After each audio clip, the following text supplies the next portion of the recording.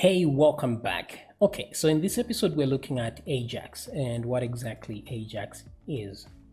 Okay, now in order for Ajax to work, we need to have a server. Ajax will not work without a server, so we need to have one. And what we are going to do is that we want to move. Actually, before we do that, let's make sure that we have a server installed. So what you will need to do is go online on the internet and look for a program called XAMPP, like this one here. So once you find XAMPP, download it and then install it. Just install the default settings, don't change anything. And then when you're done, open through the start menu the XAMPP control panel, and then make sure that Apache here is running by clicking this start button right next to Apache. So just make sure Apache is running and we'll be golden. Once that happens, now navigate to a specific folder. Yeah, so our folder currently is on the desktop, right?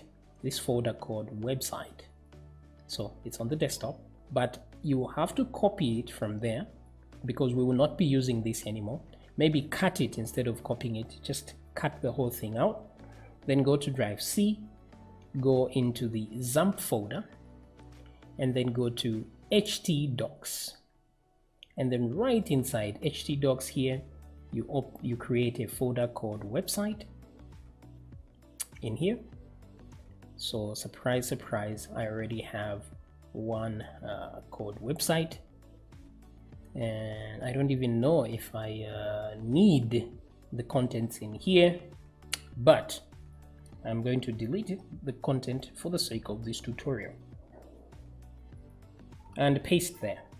Now I don't want it to be website, so I'm going to just get the contents of the folder, put the contents out here, and then delete the other one, so that now I have this folder inside C, XAMPP, htdocs, website, and then my files in there. Okay, so let's look at let me increase the okay, so I have a few files here. This one is just the file that we're using to see where we're at in the course, but these two are the important ones. So this one is a JSON file we created in the previous episode, and this one is our index.html. Okay, so now let's begin creating a system we can use with JSON. Now the first thing to do is drag the index.html file into your browser, like here, bam, so it's right there. If you can't drag it, just press Alt F and then open it. Just say open file and find it. And then what we need to do is excuse me, we need to replace everything up to where it says htdocs here, everything before that, and write localhost like that. So now we have localhost /website/index.html. Okay, so once we do that, the reason we're doing that is because once we type localhost, that's when the server is running. Without it, the server is not running. And then the last thing now is to drag our index file into our project. I will remove this other index file, which I do not need anymore, and this other data file. Okay, so now our index page is this one right here. We can see this if I type some gibberish there, so that once we refresh the page in the browser, we can see that gibberish there. Okay, so now we are ready to go. Now, Ajax is a way to communicate with the server. This is what Ajax is. So Ajax stands for Asynchronous JavaScript and XML.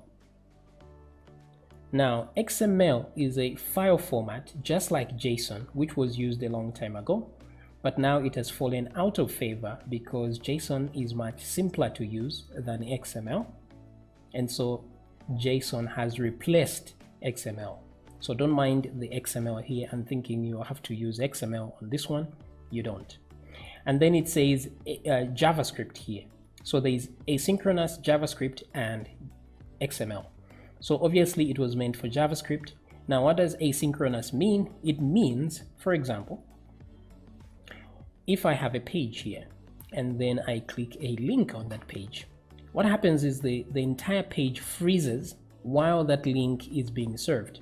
So the whole page, you won't be able to click anything after that until the page reloads. So that is called synchronous work. It's a synchronous activity because you have to wait for it to finish before you can do anything else. So in terms of code, what asynchronous means is that, let's say you have some code here, right? And then you have other code here. Okay. So what synchronous means is that this code here will wait until this process is done before this code is executed. So this is synchronous working, but asynchronous, like this. I think it's written like asynchronous, like this, hopefully. Yeah, something like this. So what that means is that in our case, if we have two functions, let's say I have a function here, like this, right? And then I have a function there, like so. Okay.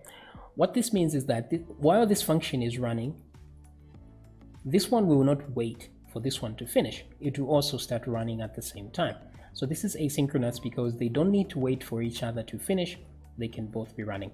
Now, the reason they called it asynchronous like this is because normally, like the example I had given, where once you click a link, the entire page starts reloading and then you can't click anything else. When you use Ajax, you can click something and then you to go to the server and get some data, bring it back here while you are clicking other things to happen at the same time. So the page does not freeze until the data comes back. It continues to work while the data is being fetched in the background. So this is a very good way to refresh a very small section of your page. Instead of having to refresh the entire page, you just get the data that the user needs at that time and then bring it back. So the process by which we communicate to the server is called Ajax. Okay, now because we've put our files in this folder called website here inside htdocs, this represents a server. So let me explain a few more things here for a second. I just want everything to be much clearer. Okay, so let me use Paint here, my trusty Illustrator here. So the thing is, when you have a system on the internet, so let's say you are on your computer right here.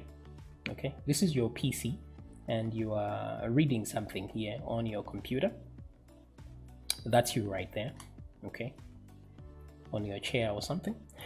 And then you click on your website to request a page on the internet. So on the internet here, we have another computer which is called a server. So this computer here is the one that serves you the files. So you make a request here, you request for a page and the page is returned as HTML. You request another page and the page is returned just like that. So this is from your computer to the internet here, internet. Okay. So this is the normal process. When a website is online, this is what happens. You make a request and then there's a computer here with files on the hard drive. And those files are returned because you have requested them. So this is all normal. But what we have done here by installing XAMPP is we've cut out the internet altogether. What we've done is we created a server on our own computer right here. So we have another server here that we've created, which is Apache. Okay, that's the Apache server here. Now this Apache server is still on the same computer, one computer right here. Not on the internet, but right on our computer. So when we make a request, we're requesting things from our own computer, a file, and then the server will return the file here. Now, the reason we go through this process is to mimic the same system that happens when we are really on the internet. That way, we have an exact replica, and then when we are done doing all this testing here, we can then move our files to an actual server, and then it will work exactly the same way as it was working here. So what we create by installing XAMPP is creating a local development environment that looks kind of like what happens on the internet itself. So these files that are inside this website folder here, we are pretending that they are on the internet now. So this is just like a game of pretend. We're pretending that they're on the internet. That way we'll use the same methods that we would use to get them from the internet to get them here. And this is why our server needs to be running, because that's exactly what an actual website will be running. They're going to be running Apache, and that's why we're running Apache. Apache is the most common anyway. Okay, so keep that in mind when we're doing all this experimentation here. Okay, so let's begin to actually use JSON. So let's say I have a file here on the website. So there's index.php, right? So let me just write index.php here so we can tell what is what. So I'll say index.php and save that. Okay. Oh, it's not PHP, actually it's HTML. My bad, sorry. HTML. Now, if I had to make another file called index2.html, right? So the way I would link to that file is by let me put a break tag here like this. I'll say maybe go to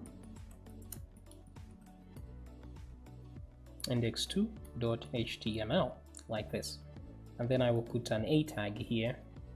Sorry about that. It's supposed to be an a tag here.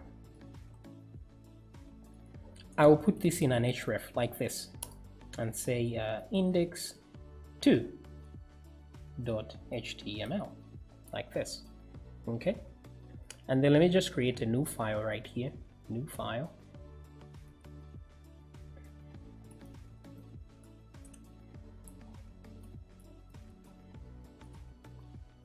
So that's all I want to save this as, index2.html, so that I show you what's happening here.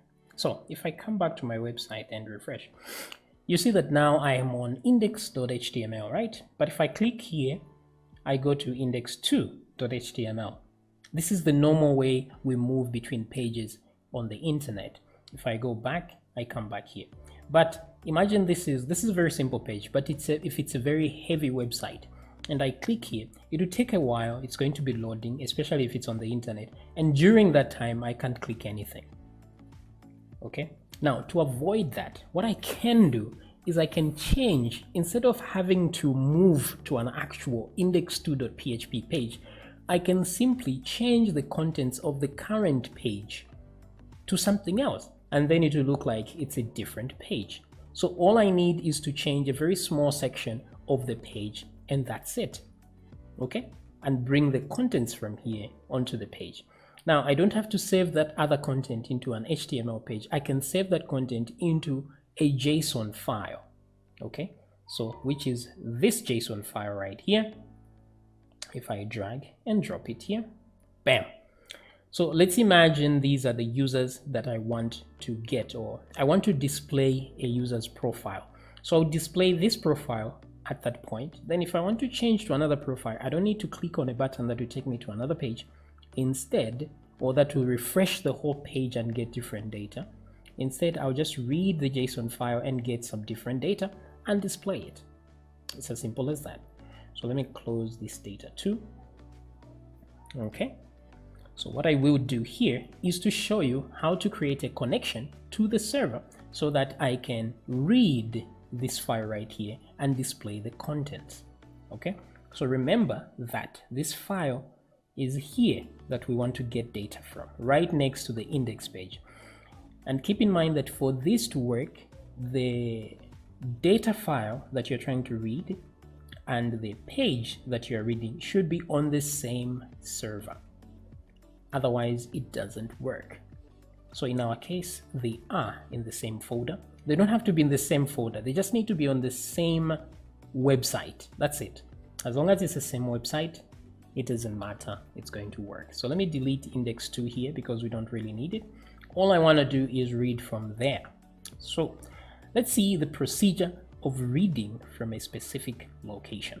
So I will remove everything that is here and let's create something here. Now, in order to make sure that the code doesn't run immediately we load the page, we are going to put the code inside a function. Okay, now this function is going to be called read data.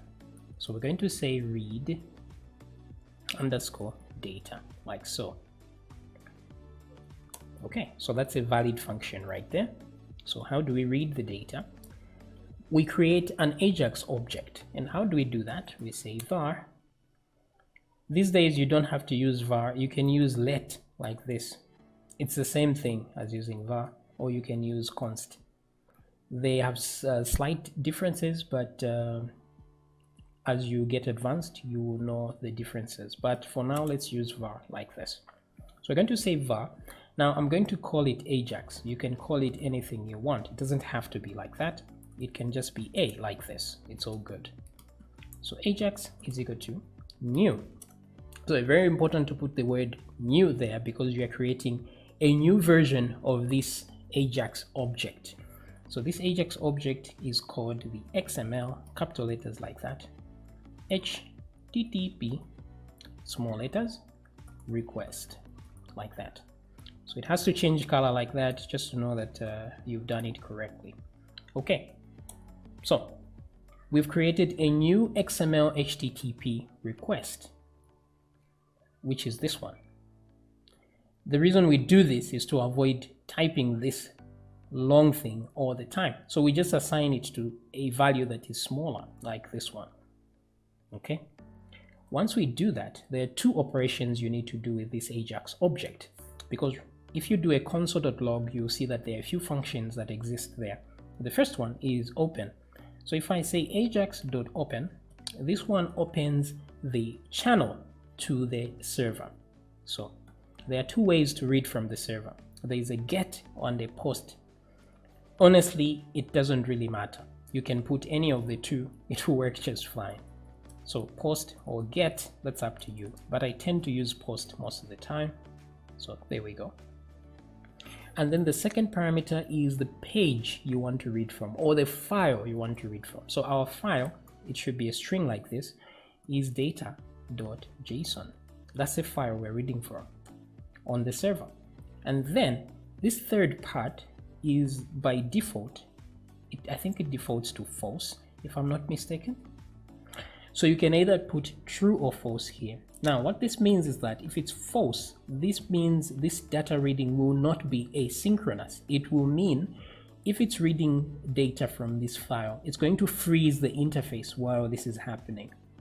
But if you put true like this, it means it will be asynchronous, which means it will not freeze the interface. It will be happening in the background. So I usually use true because otherwise it defeats the purpose of using this asynchronous system. So put that as true. And then finally, you just say ajax.send, like so. Okay. Now notice that we are saying send, and yet we are trying to read data from the database. We always use send because sometimes we will need to send some data in here when we are trying to read data from the server. Sometimes we'll be sending data, sometimes we just, but in both cases we are sending something and receiving something. So if I put some text here, I say hey, like that, I will send this text to the other side and it will be received. Okay, but we are not sending anything for now, so we'll leave it blank like so. So that's all we are doing. So this will work fine, but how do we receive the received data? Because we need open, send, and receive a response. So in order to receive a response, the response is only received at a very particular time. Now keep in mind that when you are sending this information, the internet is a very complex place. It won't be instant. The internet may be slow or very slow, so it's going to take a while to get back your data. So you can't just put something here and say, for example, normally what we would say is var a is equal to something like this, right? And then you get the data in there. You can't do this because it's going to take a while for the data to come back. By the time that happens, this line has already been executed and it's no longer available in the stack. So instead, we add an event listener to listen for when the data comes back. So here we'll say if Ajax, no, actually let's do this. We'll say Ajax.add event listener. Be careful with the capitalization there. Okay, like this. So to add an event listener, we need to tell it what event to listen for. So there's an event called the ready state change. That's what we are listening for. So don't put capital letters there, it's just small letters as it is. That's what the event is called. Let's put a comma here and let's put a function that will respond to that, like so. So that's a function without a name, anonymous function, and any passed in variables will be there, but then our code will be here. But we can't put anything in here, it will be too small. So we'll hit enter to give us some space, like so. So there are four states that happen. So there's state number 1, there's 0, there's 1, there's 2, there's 3, and there's 4. So these are the states that the Ajax object goes through. So state 0 is when, I think 0, I don't know if it starts at 0 at 1, but all these states represent, let's say, open. So when I open, I think it will be 1. When I send, it will be 2. Then there's something for 3. I don't remember what it is. And then there's 4. So when it gets to 4, it means the result has come back. So that's why we want to listen to that. So I'm going to say if Ajax dot ready state, capital S there, if that is equal to 4, then our result has come back. Now it's also possible that our result has come back, but there was an error in the result. So in order to avoid responding when there was an error, we'll put another if statement here. We're going to say if Ajax.status is equal to 200, like so.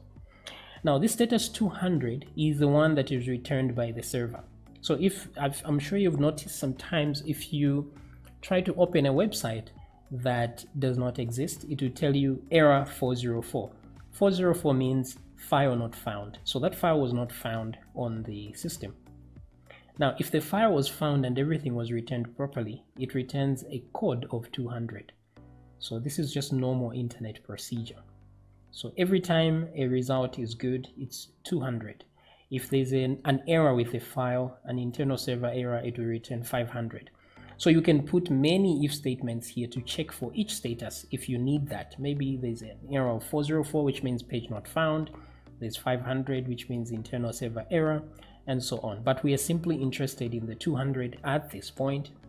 So once that happens, I just want to do console.log like this, and I want to log the result. Now the result will be sent inside the response text like this.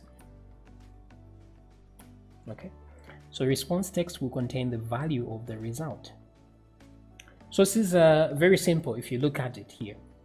First we create the object, and then the reason we listen before we even send is because you never know, the internet may be very fast that day, and then if we put this after that part, you find that while the event listener is being set up, the response has already come back, then we're going to miss it.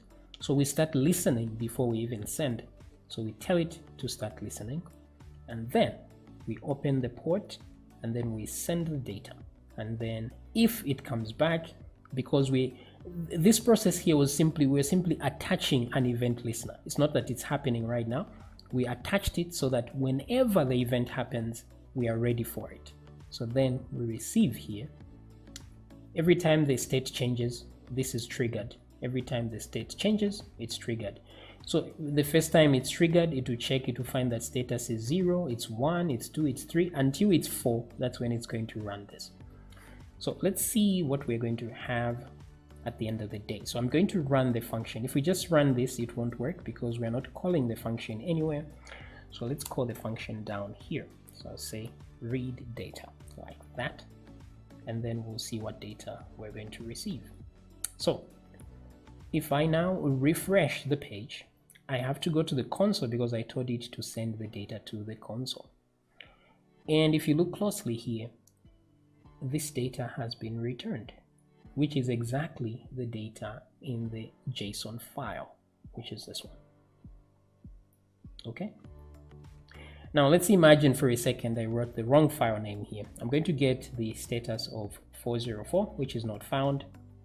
And if I refresh, you see that I get this instead, which is showing me an error here of 404, which says not found. So you can listen for that and put an if statement to do something else if you want in here, but that's not what I want to do. Okay, so now that I have my data here, I can do something with my data, right? I can capture this. Okay, I can capture this and change the contents of this. So let's see if we can do that. So I'm going to copy this here and then do I'm going to say if, no, actually var my div or something is equal to document dot query selector.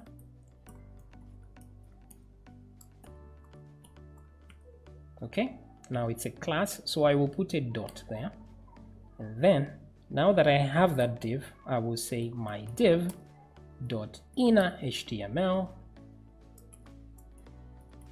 is equal to whatever the response was. So copy, paste. I will remove the console.log because I don't need that.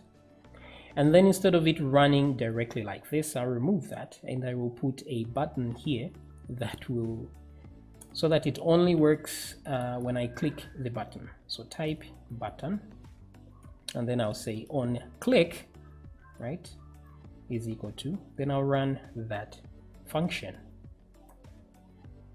And I want a value on the button so that I can give instructions like get data, like that. So it's that simple. So once I click here, I'm going to run this function, which will get some data and it will replace whatever data is on the screen. So let me close the console because we don't need it. So there's a button here that says get data. So if I click the button, you see that now I have brought in this information, which has replaced everything that was in there, including the button. But now you can see that I have retrieved the data that I wanted. Okay. Now the question becomes, what if I just want the address, or I just want the data for this user right here? What do I do and not the other one? Well, that is simple, because all I need to do is get the response text and convert it to JSON, proper object, because it's valid JSON. So what I will do is I'll just say var obj is equal to JSON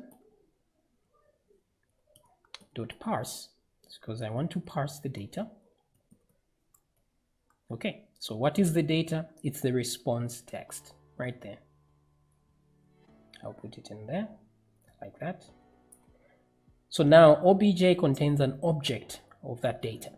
Now I can select exactly what I want to get. So let's say I just want the very first item in that obj thingy.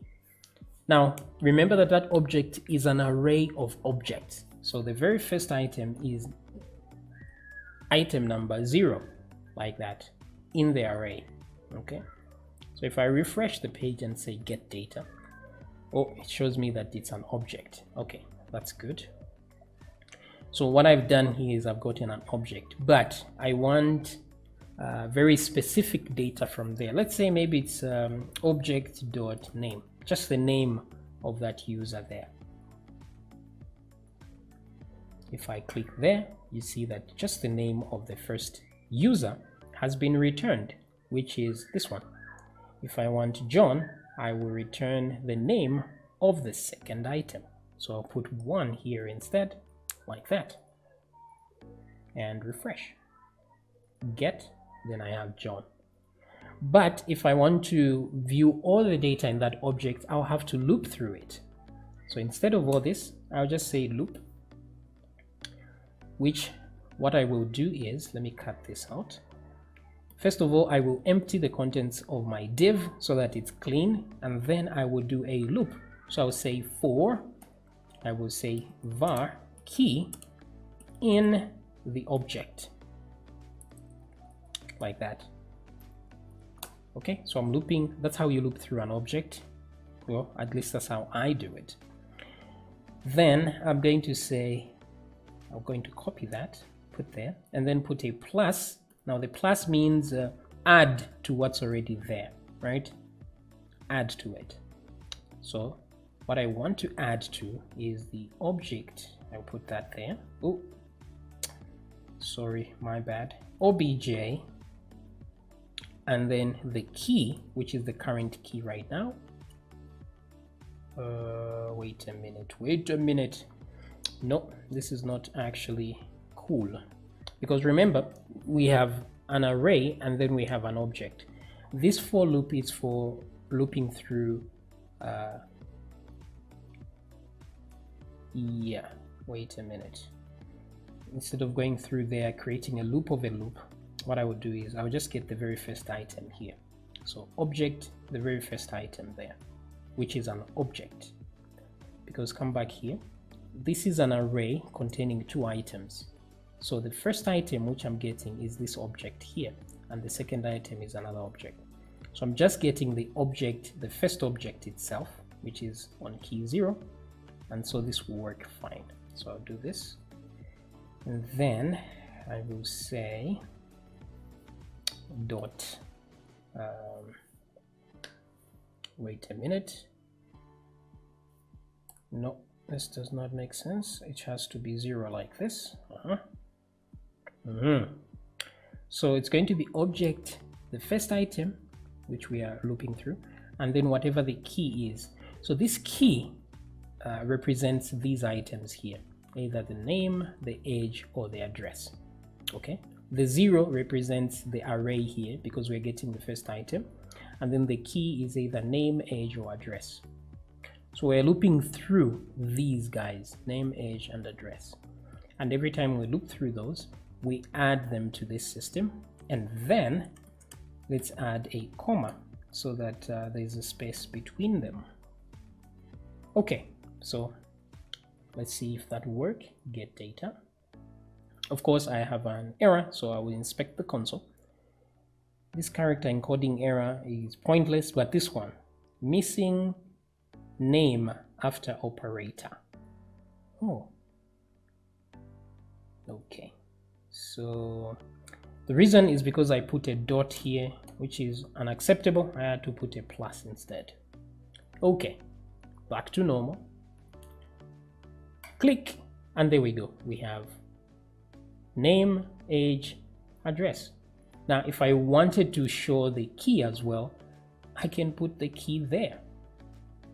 Wait a minute, and instead of a break, the comma, I can put a break tag like that. And then here, what I can do is concatenate the key, which is the name. So say plus, like that. Yes, put a space, and then add this. So what I'm telling it is that I want to know what the key is. So it's going to display the key put a full colon, and then the key value itself, and then put a break tag. So like this, we're going to have, if I refresh and click there, we'll have this: name, age, address. Okay, so if we want a different the second item, I'll click 1 and put 1 here. That's the second item. Instead of this name, we're going to get John instead. So this is how you read data from the server without having to refresh the entire page. All I have done is gotten that data and replaced the data in the div there with the data in the JSON file. Now we're going to do another video where we're going to show how to actually save the data, how we can use this in a real-world example and read data from the server, save some data there with the help of some PHP, because we can't use JavaScript to write something onto the server. We need a language that is on the server right now, and because we have installed XAMPP comes with PHP. So we're going to use PHP to write some file, to write some data. That way we can create an application right here, which acts like a desktop application, even though it's simply a website. So we'll be clicking things here the same way you do on the desktop application, but then it's going to act like an app of some sort. So save and read data. All right, so hopefully you've learned something new here. It was a little bit long, but necessary, because you need to understand what's going on, and I will see you in the next video.